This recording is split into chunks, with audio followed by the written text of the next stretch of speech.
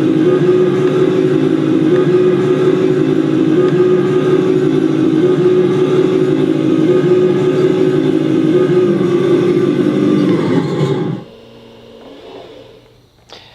everyone, this is John from EastCoastArmory.com, and I'm here today with a project update video for this 1/6 scale, early production, vintage Armortek Radio Control Tiger 1.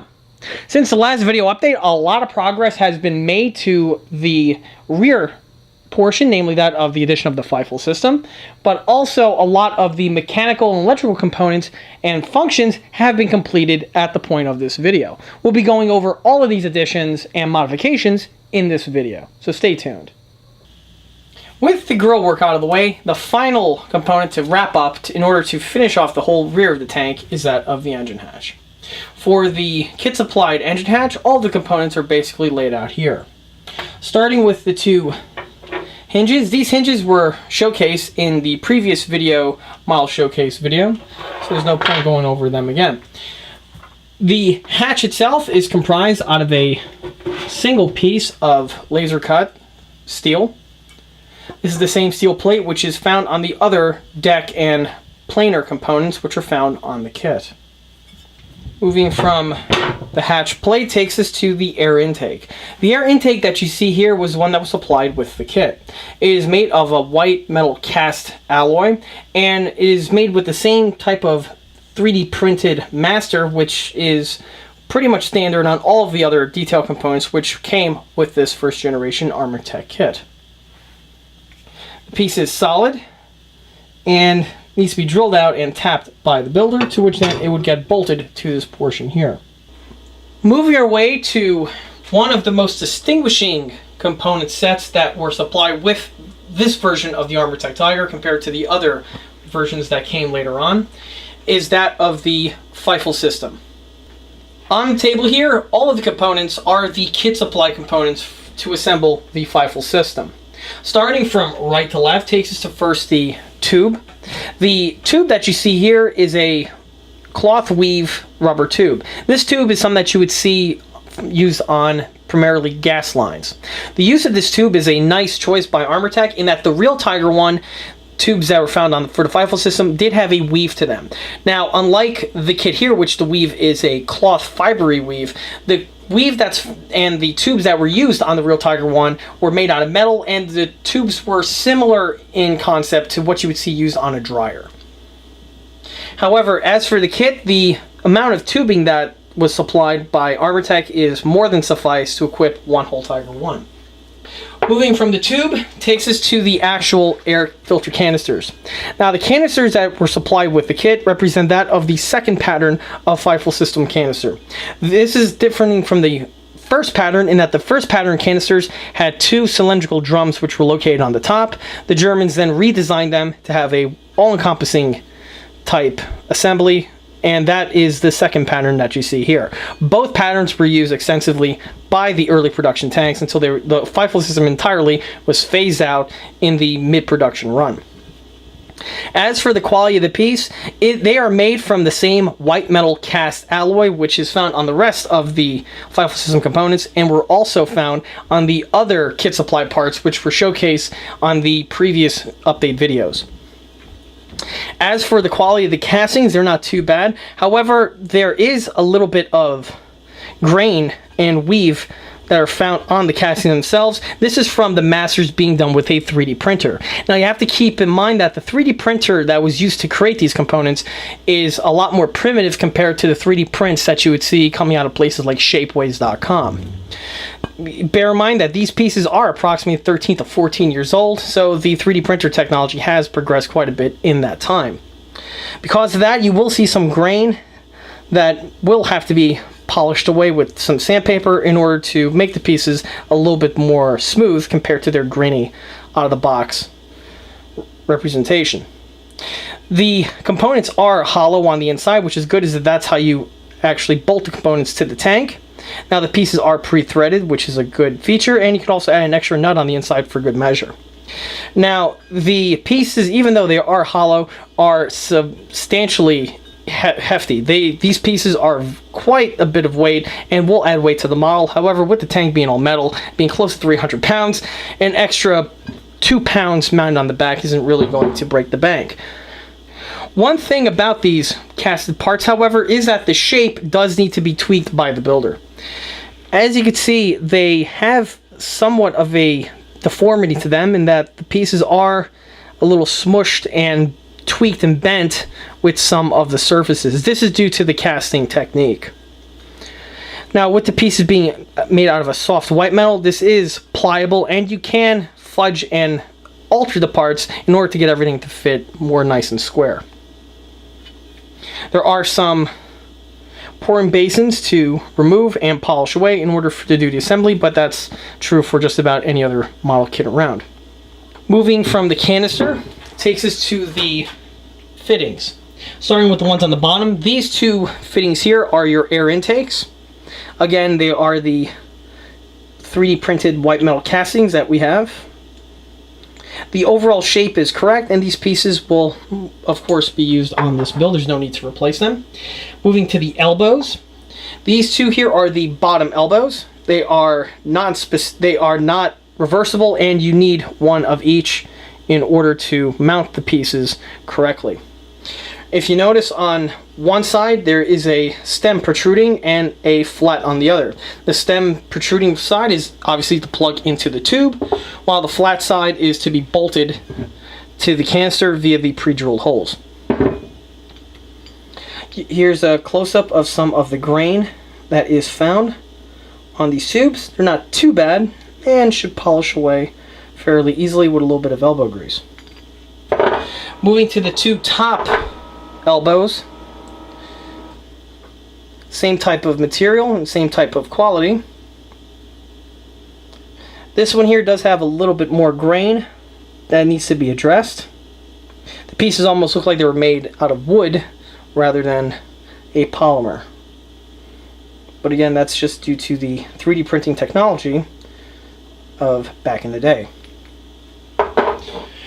Moving from the fittings takes us to the Y intake, which once assembled will be mounted on top of the engine deck and the engine hatch. Starting with the two intakes, these two pieces here again are made out of the white metal. Note the grain.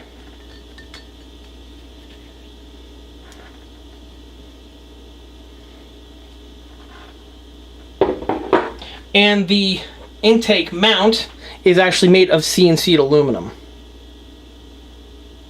The piece is pre-drilled and tapped, and these components, once sanded and fitted, should mount in a very secure way with that of fasteners. Last components that we have here are the two tops, which are for the Fifel air filter canisters. These are made of laser cut steel and are the shape of a perfect oval. Now, some fitting will be required in order to get this piece to fit on top of the white metal component. Like I mentioned before, there is some distortion with the white metal castings, which can clearly be seen when I put the metal piece over the casted counterpart. Now, like I mentioned before, only the Armortek early production Tiger that was released back in 2004 and 2005 contained these components here. Armortek did not do another early production Tiger 1 batch for many years up until 2015. The 2015 release, or also known as the Tiger 131 release, features the Fifel components. However, rather than using this method and these components that you see here, the components that are found with that kit are much more user-friendly and are made of CNC'd aluminum. They have the basic shapes, however the pieces are not interchangeable and in my opinion are far more superior compared to these older units that we have here. However, with that, these older units are not terminal and I will be recycling and using them on this build. And here are the Fifel system canisters, now fully reworked and are ready to go into painting. The canisters, the amount of work that went into them are as follows. First of all, the tops have been plated over with the kit supplied plate. As you can see, some body work is required in order to have the plate fit onto the white metal casings. The white metal casing does take a little bit of hand fitting in order to get the plate to fit on properly. Namely that the white metal casing is a little bit on the crush side on these white metal versions and needs to be expanded carefully with a screwdriver as well as a few other techniques. This was done to both of the canisters, which now have their appropriate shapes to them. In addition to that, you'll see that I went ahead and deleted the cap, which was integrally molded into the face of the canister. Rather than trying to salvage the cap that was there with all of the 3D print lines, it was easier for me to just delete it and replace it with a resin cap, which is from my resin Fifel system canister sets, which are found on the ECA catalog. Now, in addition to this cap here, you'll notice I added 2 more on the bottom. On the real Fifel system, these caps here are all removable for access into the baffle network. As for the cones, this is actually how you drain the particulate which is found and gets accumulated in these cones here. The way the Fifel system works is actually very similar to like what you'd see on a Dyson vacuum or on some industrial mills, in which the air flows into the chambers, and after circulating within the baffles a few times, the heavy particulate settles to the bottom. This is true for both of the canisters. With the caps added, only thing that's left to be added detail-wise is some chain, and this will be done further down the road after the piece is fully painted. Also added are some holes that were drilled into the back. These are for small little support struts, which are going to be fabricated and added to the sets after the pieces are fitted to the tank. Now, if you notice the tubes that actually do all the connecting, I went ahead and made them pivotable. First, let me pluck them off. The tubes themselves are bolted to the flange system that's found on the canisters. In addition to that, you also notice that I went ahead and really thoroughly polished and removed as much of that texturing as much as possible. This also helps the look of the piece compared to the stock original. Same was also done to the tubes as well. Now, if you notice, I went ahead and bolted the plates to the tubes, to the mounting flange, and then the tubes will simply just plug in. The reason for this is as follows. First, the way the pieces are molded, the flange components were not lining up with the holes. This is true for these older units. So it was easier for me to literally just amputate the section and bolt it to the canister. Now, another reason why I went ahead and made a pivot was due to one of the biggest banes and the biggest pain in the ass is that these early production Tigers have is out of the Fifel system, getting access into the tank. Don't believe me, anyone with a radio controlled or even a static Tiger 1 that has a detail engine compartment will tell you the same exact issue. Getting access has always been a problem. Now, on this build here, what I went ahead and did was I made the tubes pivot out of the way. And they're actually also removable for that matter. They will not be glued on. The concept is that when it comes time to open the engine hatch for whatever reason, you undo the fasteners and the tubes here will simply either pivot and swing out of the way, or you could just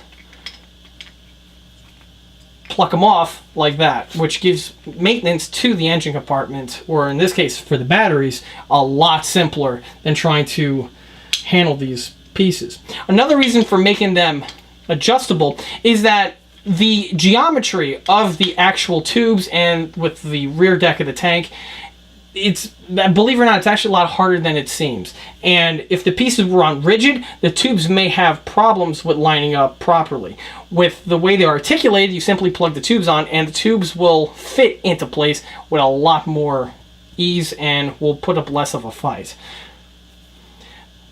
As for the tubes themselves, like I said before, I went ahead and polished away any of the 3D print texturing that you'll see.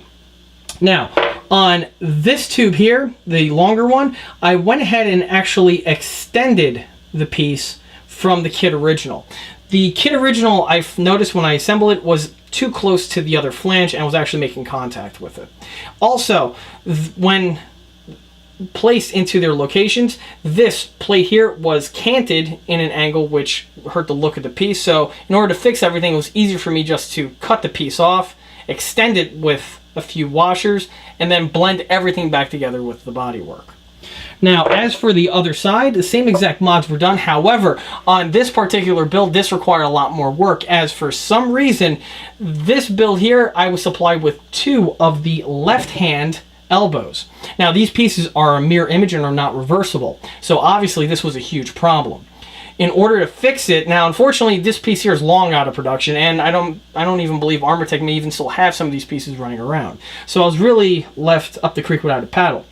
To fix this, what I went ahead and did was I actually cut the tube in the middle section here and remounted and rotated in order to have the correct orientation. In addition to that, I also extended the piece with the same manner I did on the opposite side. With everything blended together, it will leave for a nice seamless look, and I was able to salvage the component. Otherwise, this would have been a lot tricky to do, as, like I said before, these pieces are very deceivingly complex, and they look simple, but their geometry is actually very difficult. And here's the rear hinge cover, now fully detailed and ready for installation. The piece has underwent a bit of a transformation compared to its first on-screen appearance in the last video. The first modification that was made to the plate was that of the fastener location wells. You'll notice that the wells have been drilled into the plate. This is as per the real tank, as on the real tank, the fasteners sit flush with the top deck and do not emerge. This contrasts that of the stock original Armortek kit, in which the holes are present, but the fasteners just stick above the plate. This modification was one that was simply done, and was done with that of a drill press. A drill press is absolutely mandatory to perform this modification, as without it you can easily botch it up and screw up the component. Luckily, the Armortek piece gives you enough material to carefully drill out the pieces without having the holes go all the way through with the larger size. Another mod that was made was that to the cover plate that we have here. The cover plate has its 3 fastener locations mounted. The fastener detailing was also added by myself, and if we notice, there are 3 small Allen screws. This is very similar to that of the real vehicle. Moving from the plate, another mod that was added was that of this little cover cap here, which was fabricated out of resin and was simply mounted in the same location where the kit one was represented. Kit one was a little soft in detailing, so it was deleted, and I fabricated a new one. Same could be said about this other small little square plug hole here. There was nothing here on the kit, so a new one was fabricated and added in place. Another missing detailing that was also absent on this portion of the kit was that of the filler cap that we have here on the back. This here would be on the real tank, has to do with the snorkeling capability. However, a lot of scholars are actually still debating on whether or not it was for that purpose. Regardless, the early Tiger 1 piece here did have this cap present. Now, this cap was absent on the Armortek kit. However, it's not necessarily inaccurate, as keep in mind the Armortek kit was designed to be that of a mid-production Tiger. So for a mid-production Tiger, the absence of this component is not an inaccuracy. But for an early production tank like this vehicle is, the filler cap was added. As for the filler cap, it's one of my resin ones from ECA that was an off-cast. I removed the bottom portion and glued it permanently in place here. Another ECA resin piece that I added was that of the little latch connecting lug that we have on the back. This is used on the real tank, as there's a matching corresponding hook that latches into this section here, and it keeps the engine hatch in the open state. Moving from the hatch latch takes us to the snorkel cover cap. The snorkel cover cap you see here was replaced. The original one had a white metal casted one, and I replaced it with one of my resin ones from ECA. The ECA one has better cast texturing as well as cast numbers, and they're also hollow on the inside. The piece, as you notice, was made to be functional, and underneath the component I also have the threads, which are used for that of the insertion and mounting of the snorkel. With this being an early production vehicle, the snorkel capability would have still been present at this production run. Now, if we notice, I have 2 of the fasteners that are added to the component, but they are just for looks only and do not actually bolt into the receptors on the tank. The reason for this is I have something up my sleeve for what this cap is going to be used for. More than that is to follow. Finally, the entire component was coated in cast texturing, which covers up the 3D printed master type crosshatch pattern that was originally found on the part. And after that, the component went into final prime. This piece here is now fully ready for installation onto the tank's upper deck. While working on the engine hatch, one of the most important areas to come across is that of the air vent. The air vent is exactly what the name implies on the real tank. It allows air access into the engine compartment as well as ventilation. Now, on the kit here, like I mentioned in a previous scene, is comprised of this very dense and heavy casted white metal component. Now, rather than using the stock Armortek one, I'll be replacing it with one of my resin units from EastCoastArmory.com. The reason why I'm utilizing the resin one as opposed to the stock one, as to rework and modify the stock one, just wasn't worth it, and instead I just swapped it out for the ECA resin unit. The ECA resin unit has its exterior shape to it, as well as its interior detailing. Now, if you notice, the ECA one has been pre-primed and has its under portion pre-painted. Obviously, because once the piece gets mounted to the engine hatch itself, you're not going to be able to get in here with the paint. Now, as for mounting of the component, you'll see that the Armortek one has a small little standoff in which you would drill this out, tap it, and use a single fastener to bolt it on. It works very well, and it's a very simple installation. The ECA one was modified to work in a similar manner. I went ahead and deleted the molded in section which protrudes down, which plugs into an engine deck, and have it nice and flat so that a fastener can then bolt directly to the piece. Now, what is not shown in this scene here is a small little handle that we have here, this knob, which is present on the top. This will be added and will conceal that of the actual mounting fastener. Now, as for mounting the blower to the tank, the hatch had to have a few mods made to it compared to its stock original offering. This was the original plate which was shown in the previous scene, however, is still in the process of getting finished off. Most importantly to point out is this section over here. This was very much changed from the way it was previously found. In the previous scene, you'll notice that there was a cutout in this area here with a hole mounted in the center in order to bolt on the stock component. Rather than using that one, because I used the ECA one, which is slightly larger than the Armortek one, in order to get everything to fit, I had to move the blower slightly. By moving the blower, the original mounting hole was no longer going to be suffice. The way I had to modify the plate was the original plus section was cut away, and the entire hole was then plugged up with a piece of PVC and resin. Everything was sanded down for a nice flush appearance, which now gives me the perfect location to mount on the dome. Now, it's important to point out that on the real tank there is a hole in this section here, and that's how the air flows into the tank. However, because it is not seen from the exterior of the model, there's no point for me to go ahead and add the hole. Also important to point out that there is no interior detailing found on this hatch whatsoever. Because this hatch is in a location that is never going to be opened very frequently, simple reason is that there's no engine compartment detailing, as well as this is where the batteries are. Opening up this portion here is only going to be done for an emergency situation where you have to access the batteries. So detailing the underneath is not going to be done. In addition to that, you do have the Fifel system in the way, which once installed kind of stays put. So with all that in mind, that is why it is easier for me just to do it this way as opposed to trying to make it with the hole and all the interior detailing, which again is not going to be appreciated on a model like this. And here's the engine deck all completed and ready for installation. Now, I went ahead and discussed this portion in a previous scene as well as the air intake. Here, everything has been assembled. In addition to the air intake, takes us to the lift hoists.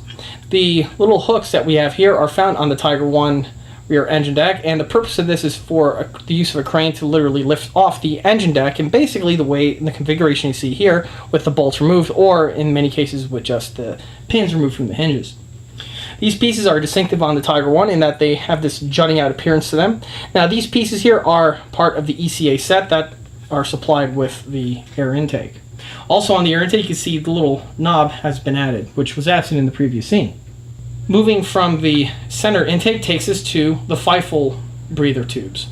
The Fifel intakes are, the way you see here, are actually the kit originals and really are built out of the box. And no real mods were made other than the deletion of all the texturing that was on the 3D printed masters that were found on the white metal castings, which these pieces are. In addition to that, some minor hand fitting was done for the angle of the parts to better make them fit on with the ECA blower unit. Other than that, this part here is currently left stock. Moving on from there takes us to these small little brackets that we have here that are welded to the engine deck.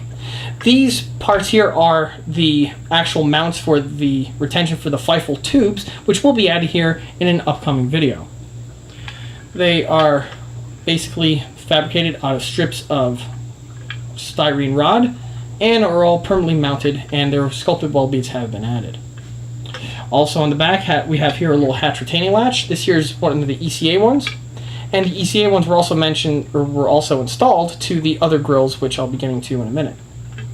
Piece is fully functional, and on the real engine hatch would lock into place, thus keeping the hatch from falling on the workers who are accessing the engine. Moving from there takes us to the hinges. These are the Armortek molded cast metal hinges and were used. Some mods were made to them, namely that of their shape. A little bit of refinement was made there, and basically a coat of cast texturing was added. They were then mounted as is per the box, and sculpted weld beads, as you see, have been also added for more detail effect. Moving for the other details takes us to the handles. These are supplied with the Armortek kit. Nothing much to talk about, they're just bent metal handles, which are mirror image on either side. Moving to the locks, the Tiger 1 had a locking mechanism for securing the engine hatch to the top deck, and this was done two ways. First, you have this pattern here of lock, which has a castle nut appearance to them. These here are fabricated out of modified cap screws and have the visual effect of the actual locks which were found on this piece. If you notice, there are several mounted throughout the engine hatch itself. Now, in addition to that, because this is an early pattern Tiger and does have and would on the real tank have the sporting capability, the Germans went ahead and designed a secondary lock system in combination with the first lock system. The secondary lock system have bigger shapes to them, and the purpose of this is that this is to fully secure the hatch to the top deck when snorkeling, as you don't want the water pressure to pop open the engine hatch, which will leave you literally dead in the water, which is not beneficial, specifically if you're in a tank that's on the bottom of a river. That could get scary pretty quickly. So the Germans went ahead and designed this backup locking system. Now, obviously, once the fording capability was dumped on the Tiger 1 design, these locks here were gone, and the whole rear engine deck was actually revised. But for this pattern here, you would see it with the dual latch mechanism like I have. Only thing left to be added to this component here are that of the very long fasteners which protrude from the top deck for securing that of the tubes. The reason why they're not installed at this moment, as unfortunately I ran out of the fasteners, and while waiting for them to come in, I can always add them by the next video update, so you might want to stay tuned for that. Before I go ahead and mount the engine hatch to the top deck, I went ahead and drilled out this portion here of the top plate. The reason for that is because of the Snorkel Cover Cap. Now, even though this does not have an engine compartment, I went ahead and drilled it out for the simple reason that this is a very convenient location for the tank's recharge jack. Rather than running it to the front of the vehicle like I've done in many other builds, on this tank here, it's going to be emitted through the back, which does cut down on some of the internal wiring. Now, to drill out that plate was no easy task, and was definitely one that burned out a couple bits doing so, but it was one that really needed to be done. Here goes the remainder of the plug which was left. As you see, it's thoroughly charred and end up in my recycle bin, and hopefully, to quote my shop teacher, come back as a Hyundai. In addition to cutting out the plate, I went ahead and also buffed down the surfaces, as you don't want to have any burrs or other sharp little needles sticking out, which can not only cause harm to the cable, as it could tear and snag and cause damage, but of course could also cause a really nasty cut if you're going in here with your finger reaching for the cable. So that was thoroughly polished down, and then of course everything was then blended over with some red primer to again preserve and protect the metal. With this all out of the way, the engine hatch can now be fully mounted to the tank. It is at this point of the build in which the battery can now be installed into the tank in a permanent manner. The batteries are the same ones which were mentioned in previous update videos, and that is of a 12-volt lithium-ion battery from smartbattery.com. 2 batteries are used on these 1/6 scale Armortek builds and are hooked up in series to achieve the 24 volts required. As for the battery, you'll see that the terminal connections have rubber boots on them to prevent any sort of short circuits which can possibly happen, which is a very good idea for anyone who's worked on any of these builds. And the boots are found on both terminals, which are found on either end. In addition to the boots which are hooked up, the recharge system has also been mounted and fabricated. Like I mentioned in the other portions of the video, the tank's recharge will actually be done on the back portion here of the hull, as opposed in the front, which is found on a few of my other builds. As for the recharge jack itself, it is a simple design set of a plug with a corresponding plug which is found on the actual recharger, which is not shown in this scene. To recharge a tank on this build is very simple. You just simply pop the hatch, pull out the wire, and plug it in, and you're ready to go. This differs from many of my older builds in which there was a switch that needed to have been actuated in order to actually recharge the tank and to cut off the recharge feature. This system, even though it does work, was dropped as it just adds more complexity to the builds and is not necessarily really needed. In its place, I simply just have the plug, and it streamlines the electronics as well as any sort of problem areas which can possibly arise by leaps and bounds. Moving from the batteries, another portion of the build that is now totally completed is that of the smoke system refueling. The smoke system refueling setup that I have here is a typical system that is found on many of my 1/6 scale builds. Just like in addition to my 1/6 scale builds, also on my 1/16 builds with the smoke system, I like to have the fuel system be refilled from outside of the vehicle, so you don't have to take apart anything to get to the smoke system, and it allows you remote access so you avoid getting any type of spillage of the smoke fluid onto the tank, which may possibly harm the finish. Now, rather than just having a tube hidden underneath the control panel, which when it comes time to do the refilling, you simply yank it out of the tank, on the Tiger 1, I actually built it into the tank's top deck detailing.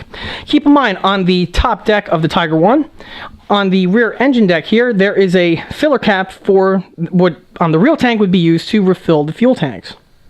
On the model here, this system was recycled in order to refill the smoke system. Now, keep in mind, on the real Tiger 1, like I mentioned, there are ducts which conceal on the real tank, which would conceal the gas tank, which is underneath. On the model here, the ducts conceal that of these 2 towers, which do nothing more than hold up the tubes in which everything is plumbed together. The way the system works is that you would unscrew the detail fuel cap, which was mentioned in the previous video. You would plug in a tube, which I will be supplying with this build, and then from that tube you would then pour or put in a cup the smoke fluid, and with this pump here you could then refill the smoke system. With the system I designed, you can refill the system from either of the filler caps, which does aid in making the system a little bit easier as an end user standpoint, as it doesn't matter which side of the vehicle you want to refill the smoke system on. Both setups work exactly the same way. You would simply just plug your rubber tube into the section, hit the switch on the pump, it funnels the fluid into the system and directly into the smoke fluid reservoir. When you're done, you turn off the pump, remove the rubber tube, and simply put the cap back in place. Now, one advantage that the fuel pump does for the model is that because it's an actual pump, it acts as a valve and it prevents any sort of smoke seepage which can possibly come out of the fillers. This is something that is a bit of a problem on some other builds, namely that of the smaller scale RC tanks, in which, since it is an open system, smoke can seep out from the refilling holes. With the pump, that's not the case. Now, as for turning on the pump, obviously once the tank is all sealed up, you're not going to be getting access to the system here. And the pump is controlled remotely via the control panel, which is now fully completed and is mounted to the tank. As for the control panel, like which was mentioned in a earlier scene, the main power switch is this button right here, which is directly below the driver's hatch. Below the radio operator's hatch, you have the remainder of the control panel. The control panel features these 4 toggle switches. Each of these toggle switches is a kill switch for a number of the functions, which I'll be going over in a second. Currently, they're not labeled, however, this will change by the next video update. However, as for a quick rundown, this switch here is for the smoke. This switch here is the cutoff for the heating element for the smoke system. This switch here is for the lighting. And this switch here is for the fans. All of these switches here run on the tank's main power, and there is no secondary battery which is found on this tank, which does also aid with the recharging aspect of the model. Now, as for turning and testing all the functions, like I said, since they're all connected to the main power, the tank first needs to be on. Now, it's important to point out that my radio is turned on at this time, so which is always important to do on these large-scale RC tanks. With the radio on, I will turn on the tank, which now all these buttons here are live. That there is the refueling pump.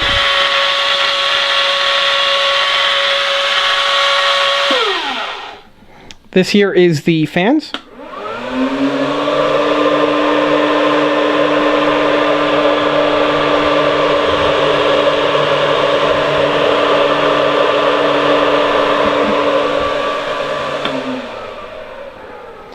And this switch here is for the lights, which I'll go over in a minute.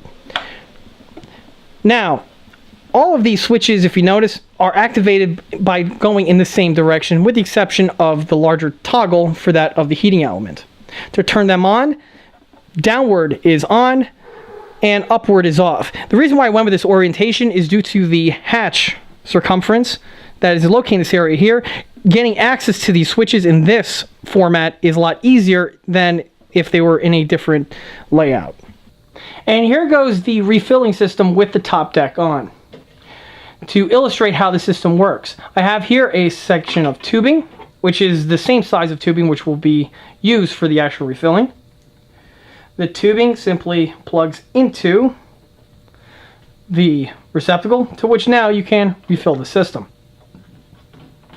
Once it's refilled, you simply thread the filler cap back on and you're ready to go.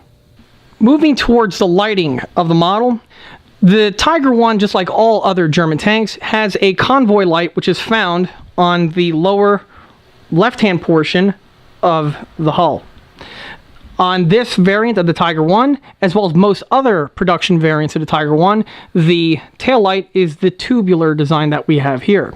Now, this taillight here is from Steve Winston. Just like with the other Steve Winston components which were utilized on this build, it is highly recommended for anyone who not only is working on an Armortek German tank, but any radio-controlled German tank for that matter. The component itself is powered with a single light bulb, and the light bulb, I believe, is 12 volt rated, so you can just patch it in directly to the Armortek system, and the light bulb should be able to work without any fear of it burning out. As for the wiring, the light bulb was connected to a very thin wire, and that runs on the inside here of the fan compartment bay and runs along the bulkhead directly to the remote lighting system station. This system here is the same type of design which I've used on many 1/6 scale radio control builds, and it's a very simple setup. It uses that of a servo and an impact switch. When you trigger the radio that's connected to the channel to the servo pivots, hits the impact switch, thus connecting the circuit. Now, if you notice, the wiring is hooked up to a terminal box, which all of the lights will then screw into. Currently, at the moment, there is only that of the taillight. As for the top deck, for the bow headlights, they will be patched into this system here, and if you notice, I have a small little quick connect plug. This will be hooked up in a more complete fashion by the next video update. But the purpose for the plug is obviously for that of maintenance. If you have to remove the top deck, you simply unplug the light from this location here, and the deck can be removed fully. Now the tank is currently on. I will trigger the servo with the radio, and here you can clearly see that the tail light is activated. Moving from the lights takes us to the actual smoke system. The smoke system is comprised out of two electrical components. You have a fan that is used to blow air out of the exhaust manifolds, and you have a heating element which is mounted inside of the chamber that has all the fluid. Starting with the heating element, this is controlled via this kill switch that I mentioned earlier. The reason for having this as a kill switch for the heating element is actually very important. The heating element is something that can burn out, and specifically you'll be driving the tank and perhaps the smoke reservoir, the fluid runs dry, and you don't have access to the bottle on hand. If you have the smoke heating element still running, even though the system is dry, the element will overheat and will burn out. That's why it's very important to have a switch which kills any sort of juice entering inside of the element. Another use for it is just like with the lights. If you want to drive the tank and not have the smoke system on, you simply hit the switch and the heating element is off, thus preserving it and extending its life for just casual driving. And here's the engine deck now with the engine hatch, as well as the Fifel system canisters now mounted to the vehicle.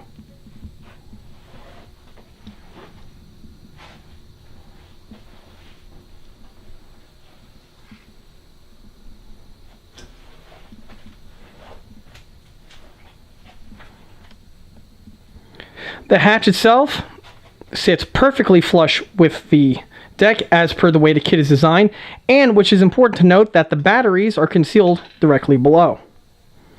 The point of adding the batteries underneath the hatch here is for obvious reasons, for that of access to the batteries. Now, with this tank being an early production Tiger, this will be a little bit hindered due to the tubes which will be added shortly after the filming of this scene. This is an area of caution for people who are building these Armortek or any other large-scale RC tank, is you have to really keep the specs in line with that of the batteries, as well as the height and where the mounting is of the hatch, as well as the top deck, as very easily you can make a mistake where you have the harness that may be elevated, and if the numbers are off, will strike the top deck or the hatch and will cause issues, as you have to basically hit the drawing board at that point. It's something that needs to be kept aware of the builder during the earlier phases of the build. So measurements and double and triple checking is definitely key to avoid something like that. Moving from the hatch takes us back to the grill work. As you can see, the little hooks are now mounted to the fan guards. The hooks you see here are the EastCoastArmory.com versions and are resin and are functional. The piece opens up, the hook drops down, and locks into the position you see here. The purpose of these hooks is pretty obvious from the way I have it. It's to prevent and it's to lock the grill in the upward state for that of maintenance and preventing it from clunking down, causing injury or damage to any equipment or personnel. Moving from the hook takes us to the main canisters of the Fifel system. The Fifel system canisters have been mounted. Since the previous scene, they have a coat of Dunkelgelb added and have been mounted to the tank with the kit design. The kit design for mounting on the Fifel system canisters is actually very resilient and is very strong. The way it's designed is with two countersunk M4 fasteners that get bolted directly and are threaded into the casting of the Fifel canister tubes.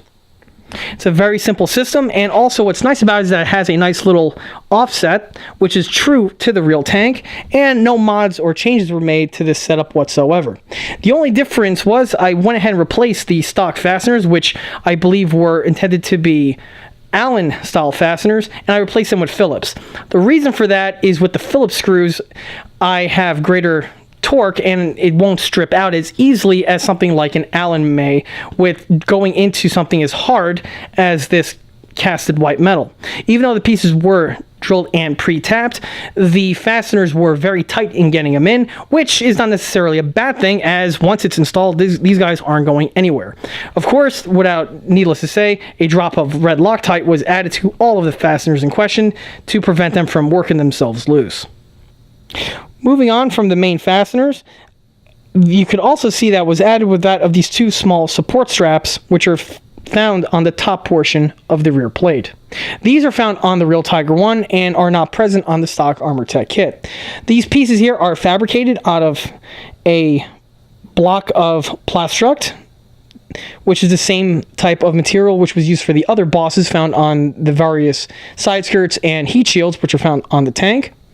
And the straps are just made out of pieces of bent sheet metal. The fasteners you see are mounting everything together, however, are purely for detail only and do not serve any structural support. This is a mirror image on the opposite side of the model.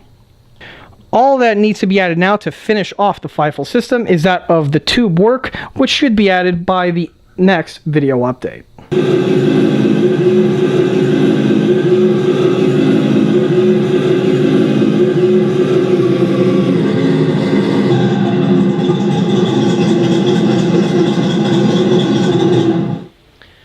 With all these functions now out of the way, the next area for me to focus on will be that of the remainder of the top deck detailing, which will all be discussed in the next video update. Till then, that concludes this project update video for this vintage Armortek early production German Tiger 1. If you like this video, stop by and like us on Facebook, where there are more photographs of this build that have been taken since the start of the build, as well as many of the other builds which are also found on the video listings. In addition to that, don't forget to stop by eastcoastarmory.com for more 1/6 and 1/16 scale builds and detail components. Thanks for watching.